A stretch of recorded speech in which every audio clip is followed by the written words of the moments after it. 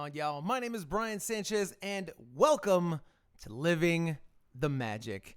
Gonna run down the official announcement of Halloween Horror Nights 31's official houses. We got the list a few days ago. I haven't really looked at it super closely. I just kind of did a quick overview to grab some screenshots for the images for this video, but I haven't read the descriptions of the houses. And so I just want to run down them real quick, give my thoughts, opinions, and enjoy the fact that, you know, every year it seems that earlier and earlier into August, Halloween and spooky season kind of creeps. Little sad because my birthday is August 26th, and I used to really enjoy my summertime birthday, but, you know, whatever. I guess we're doing pumpkin spice birthday cakes from here on out. But let's dive right in. We're going to go right down the list. A couple of these we covered in a previous video, but, you know, we'll skim over those really quickly. But number one, of course, is The Weeknd After Hours Nightmare. We talked about this spooky imagery in all of his videos. And the cerebral, psychological, you know, horror aspects of that, I think are going to make for a really dope house. Interested to see what happens there. Number two is Halloween. Again, we covered this one already. We already knew about it. John Carpenter's original Halloween film is a classic. This is, I believe, based on that one and not the new upcoming Halloween film. I think a lot of folks are looking forward to the old classic Michael Myers iteration of the houses. The Horrors of Blumhouse was another one that we already knew had been confirmed. This is going to feature imagery from The Black Phone, which has been getting really dope reviews. I have not watched this one. Really looking forward to it, though. I'm not a big horror movie fan, but lately I've been kind of getting in that vibe a little bit more, and this one is definitely on my list. One thing I have always loved, though, are the Universal Classic monsters, and that's what we've got here. The last one that we already knew was Legends Collide. This is going to be the Wolfman versus Dracula versus the Mummy. Classic Universal characters. I mean, what's more to say there? You know, we've covered these ones again, but anytime that we can get the classic Universal monsters in the mix, I'm 100% for it. So here are the new ones that we got confirmed a couple of days ago when the whole list dropped. So, Spirit of the Coven. This is clearly going to be a witch-themed house.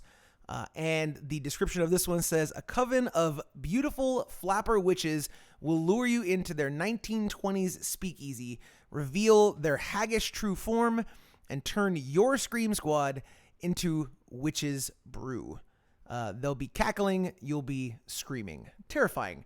I really love that it's not just like, okay, we're just going to throw witches in here. They're throwing the 1920s aspect into this. Really, really dope. I love the artwork of this, like, you know, title banner on the sign. I can already tell it's going to be that Art Deco 1920s kind of vibe. And of course, you know, the folks at Universal Creative and HHN do a fantastic job with set design. So I cannot wait for this one. The next one is, I think, probably the most terrifying, and the title says it all. Bugs eaten alive. That's it. That's a big nope for me. If I was, in fact, going to the event this year, this is one I would definitely not set foot in. The description of this one says, while touring a 1950s home of the future, you'll be surrounded by the slime of bugs everywhere as hordes of many-legged terrors descend upon you and your Scream Squad. You'll be dropping like flies. Nope, nope, nope, and nope. Again, though, I like the 1950s Home of the Future tour. I haven't actually read the descriptions of these, so I'm kind of learning about them as we go. That's really cool. This, just off the top, feels like a 1950s creature feature, one of those giant bug movies, you know, maybe that kind of stuff, sci-fi elements in there. So maybe this one won't be as, you know, super gory or like really gross. It'll be maybe more like a fun, over the top 1950s sci-fi type vibe. Maybe that one won't be as bad as it is in my mind, because let me tell you, in my mind, it sounds terrifying. This next one, right off the top, this one has me the most excited. Fiesta de Chupacabras. I'm going to tell y'all, the Chupacabra is a monster creature entity in all throughout Latin America, specifically, when I was a kid in the 90s growing up in Florida. I'm of Cuban heritage. There's a lot of Puerto Rican folks in my circle, and we were always hearing stories about that somebody's uncle had a farm and the Chupacabra came and like killed a couple of their goats and stuff. And I gotta tell you, it terrified me as a child.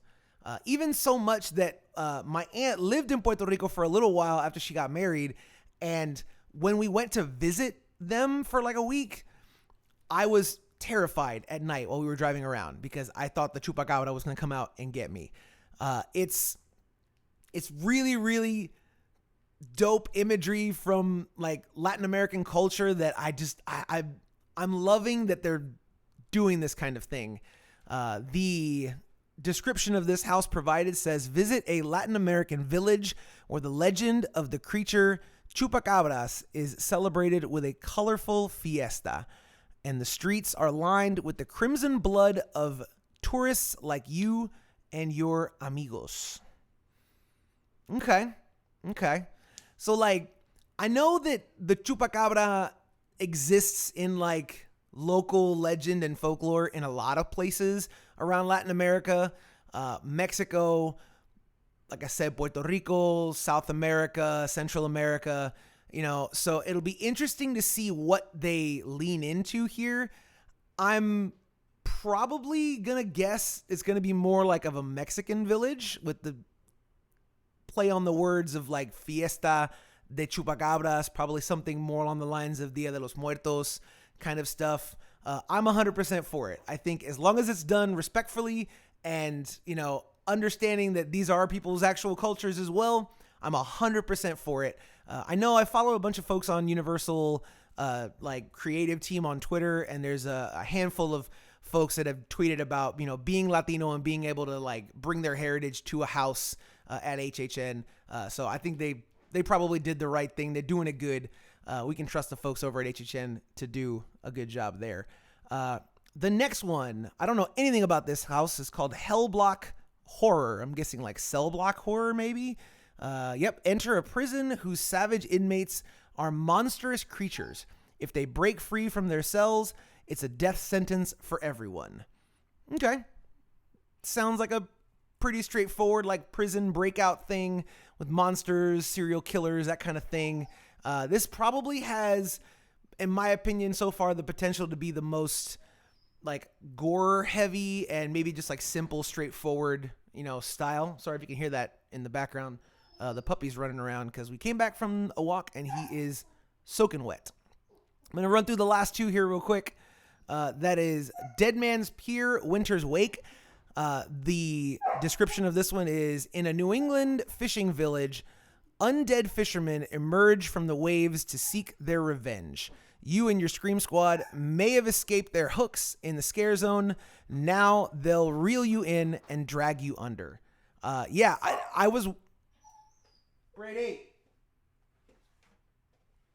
We're going to leave that in because I don't have time to edit and cut all that out. I was wondering if this is going to be tied into the... Grade 8.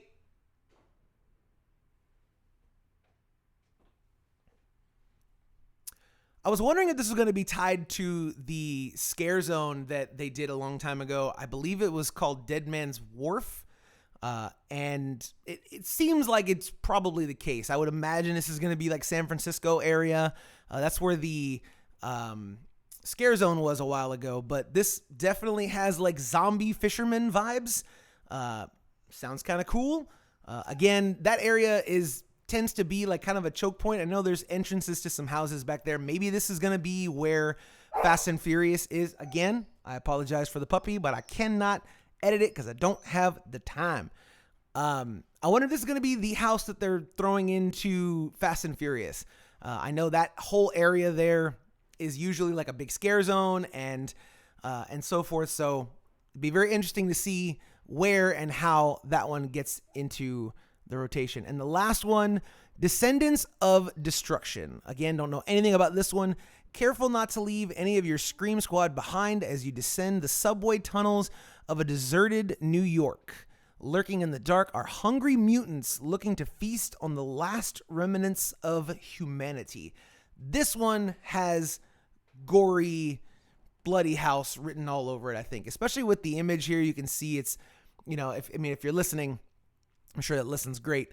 But if you're watching on YouTube, the image, I've just put it up. Descendants of Destruction. There's like a subway tunnel, bunch of stuff, chains hanging from the ceiling. There's some like blood stains and scratches and stuff all over the walls. Again, this feels like mutants eating people, lots of blood, body parts, that kind of stuff. Definitely not my cup of tea when it comes to horror and scary stuff. I prefer the psychological thriller type stuff. But if you're into the gore, this is probably going to be the one, I think, that will be your go-to. And there you go. Those are all 10 of the HHN houses for this year.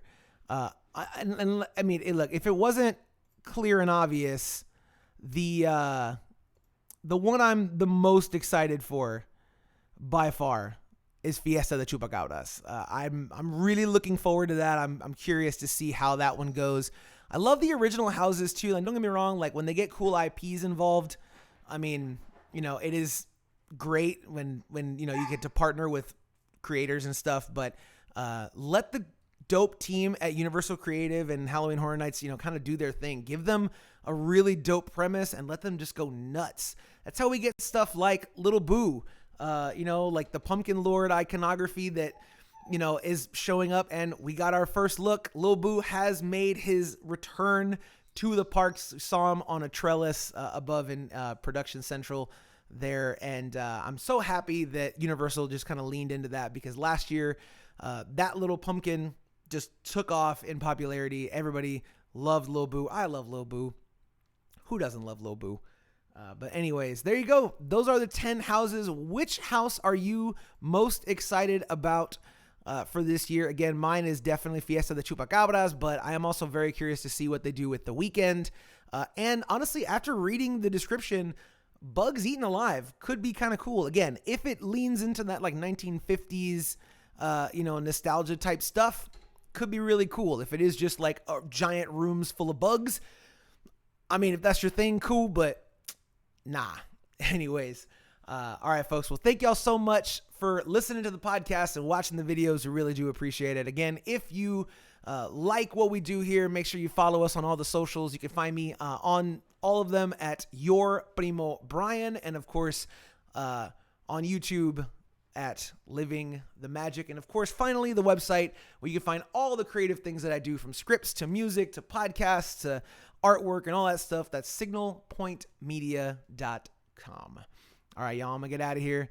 Thank y'all so much for watching and listening. We'll see y'all around. And as always, Congaloosh.